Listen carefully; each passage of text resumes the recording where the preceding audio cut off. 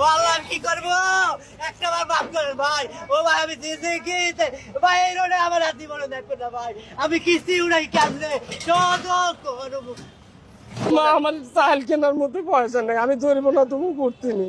আমগুই বাবু বিপদে বলে লাভ আছে?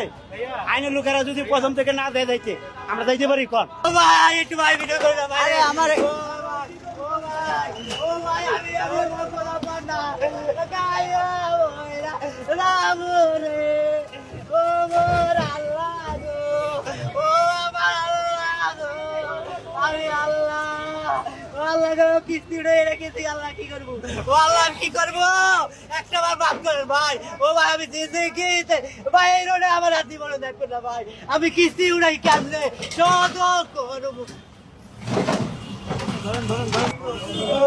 ও ভাই ও ভাই রে